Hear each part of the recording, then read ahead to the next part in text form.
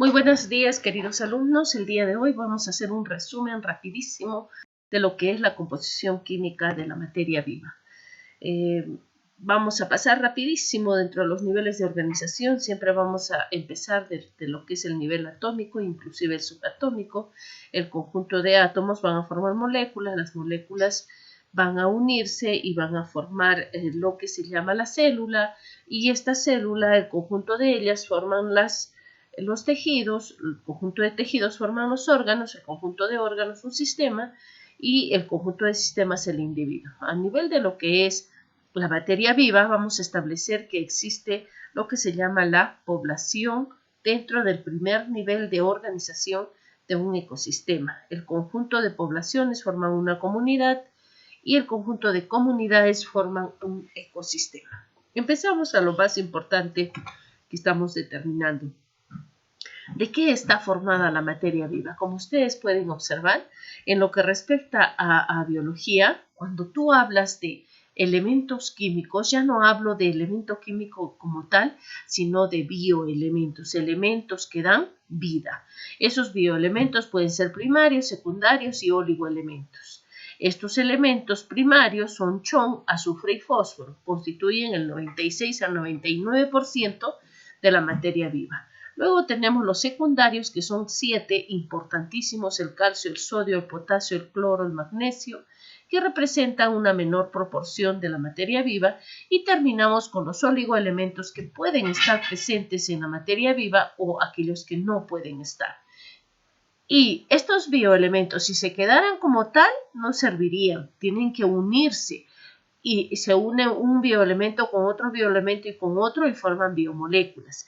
Y las biomoléculas pueden ser inorgánicas, como el agua y las sales minerales, y orgánicas como los carbohidratos, los lípidos y las proteínas. ¿Cuál es el detalle?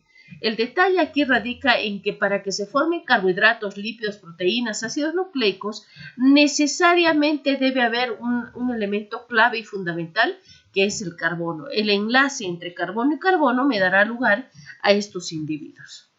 Ahora, es de suma importancia que ustedes me entiendan qué es un monómero y qué es un polímero.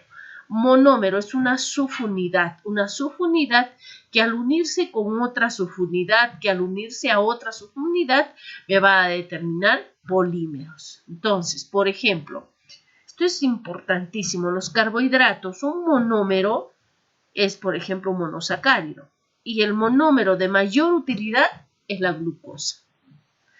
Luego, cuando hablamos de polímeros, vamos a hablar entonces, dentro de los polímeros, la unión de varios monómeros. Por ejemplo, la glucosa, si es la negrita, se une a otra glucosa, forma ¿qué cosa? Celulosa, por ejemplo. Polímeros. Y ahora sí, lo más importante. ¿Cuál es la diferencia entre carbohidratos? ¿Por qué se llaman carbohidratos? Carbohidratos, ¿presencia de qué? De hidrógeno, de carbono y de oxígeno. Tiene 3 elementos. ¿Cuál es la otra forma, lo otro más importantísimo? Los carbohidratos van a tener la presencia de un grupo cetónico, como en el caso CO, o de un grupo aldehído o formilo, CHO. ¿Listo? Todos los carbohidratos van a tener esa característica. ¿Y por qué debo estudiar a los carbohidratos? Porque no son fuente de energía. ¿Dónde los encuentro? En los fideos, en el arroz, en las pastas, etc. ¿Cómo se clasifican los carbohidratos? Monosacáridos. Monosacáridos están conformados de un monómero. Mucho cuidado. Ahora, los monosacáridos van a tener la fórmula CnH2n o a la N, donde N es el número de carbonos que están trabajando. En este caso, la glucosa, la fructosa, es una hexosa. ¿Qué significa hexosa? Que tiene 6 átomos de carbono. Por ejemplo, tanto la glucosa como la fructosa, su fórmula es C6H12O6. Pero hace ratito veíamos que los carbohidratos tienen grupos funcionales. Tienen el grupo aldehído CHO o el grupo cetónico CO. Si a mí me dicen cuál es la diferencia entre la glucosa y la fructosa, si ambos tienen la misma fórmula química, pues estamos diciendo que la glucosa es una aldohexosa. ¿Qué significa una aldohexosa? Una aldo significa que tiene su grupo aldehído, hexosa, que tiene 6 átomos de carbono. En cambio, la fructosa es una cetohexosa, que significa que tiene el grupo CO y que tiene también 6 átomos de carbono.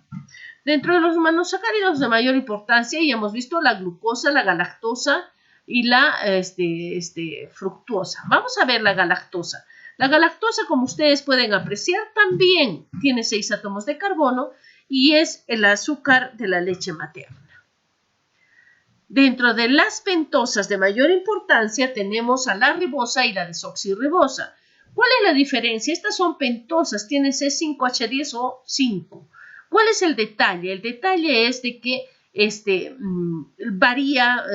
antemano varía la ubicación del grupo OH. Si nosotros nos damos cuenta en el carbono 2, en el caso de la ribosa tiene el OH, en la desoxirribosa solamente tiene el hidrógeno. ¿Qué es un disacárido? La unión de dos monosacáridos. ¿Mediante qué? Mediante un enlace glucosídico. Y voy a ver entonces, por ejemplo, que la glucosa se junta con la fructosa para formar la sacarosa. La sacarosa es el azúcar de la caña de azúcar, de la remolacha. Otro disacárido de mayor importancia es la lactosa. ¿De qué resulta la lactosa? De una glucosa más una galactosa mediante un enlace glucosídico. La maltosa no es otra cosa que la de hidrólisis o la descomposición de lo que es el almidón. ¿Y en qué se va a formar? En dos glucosas. Una glucosa se une a otra glucosa mediante un enlace glucosídico y forma la maltosa. ¿Y dónde está ubicada la maltosa? Por ejemplo, en el lúpulo de la cebada. Ahora, ¿cuál es el enlace de los carbohidratos? El enlace glucosídico. ¿En qué consiste? En unir, si ustedes pueden apreciar, un monosacárido con otro monosacárido, y para que se una mediante es el enlace glucosídico.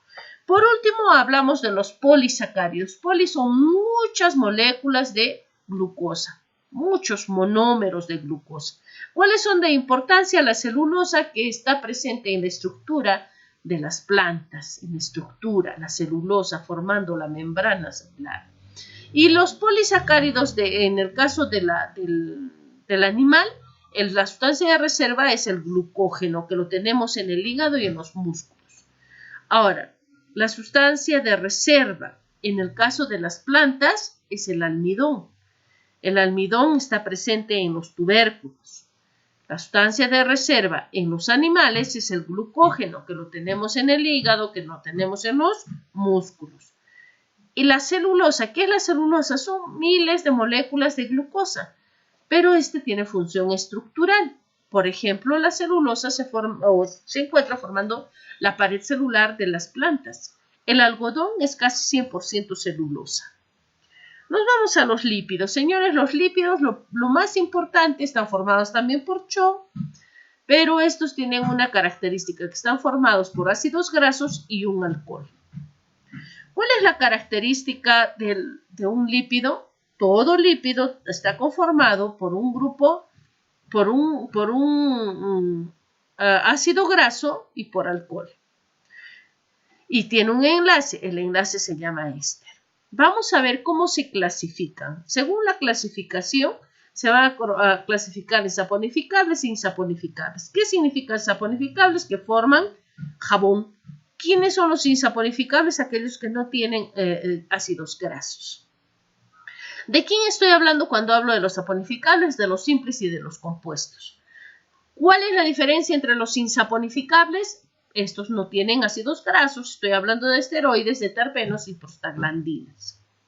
¿Cuándo digo que mi lípido es simple? Cuando está formado solo de alcohol y ácidos grasos. ¿Cuándo digo que mi es compuesto? Cuando está formado de alcohol, ácidos grasos y un resto. ¿Listo? Muy bien, empezamos. Entonces, todo componente de un lípido, ¿de qué está compuesto un lípido? De una, miren, cadena hidrocarbonada que tiene el grupo carboxilo. Este es un ácido graso. Ese ácido graso debe unirse a un alcohol para formar un lípido. ¿Cuáles son los principales triglicéridos? ¿Quién es un triglicérido? Si ustedes pueden apreciar aquí, en la primera cadena hay un ácido graso, 2 alcoholes. En el caso de un diglicérido hay 2 ácidos grasos y un alcohol. En el triglicérido, 3 ácidos grasos y un alcohol. ¿Qué triglicéridos conocemos? Por ejemplo, los aceites vegetales de origen vegetal son aquellos que a temperatura ambiente son líquidos y que están conformados básicamente de ácidos grasos insaturados. Las grasas están conformadas por ácidos grasos saturados. ¿Y para qué me sirven los triglicéridos? Me proporcionan energía. Cuando hablo de triglicéridos, no todos los triglicéridos son malos. También hay triglicéridos a nivel de las frutas y que me aportan energía. Otro lípido simple tenemos las ceras. Las ceras van a constituir o tienen estructura o están a nivel estructural porque se encargan de formar los panales para que allí coloquen la miel las abejitas. Sin embargo, también cera a nivel de lo que es la cutícula la encontramos a nivel de las hojas para evitar la pérdida de agua por evaporación. El enlace de los lípidos se llama esterificación. Se da entre el grupo carboxilo del ácido graso y el alcohol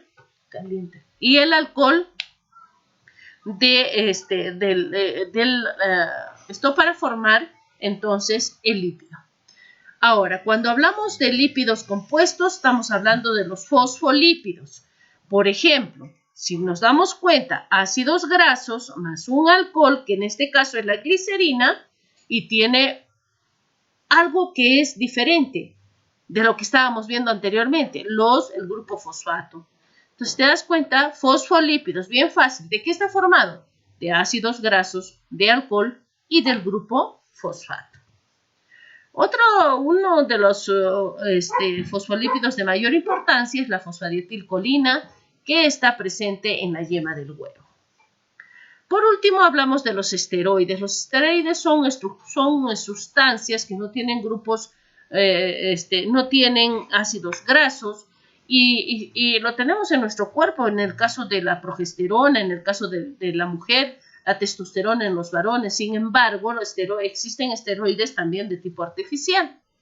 Un esteroide de importancia es el colesterol, que no es otra cosa que 4 anillos bencénicos unidos a grupos diferentes. Lo tenemos en el hígado, en los músculos.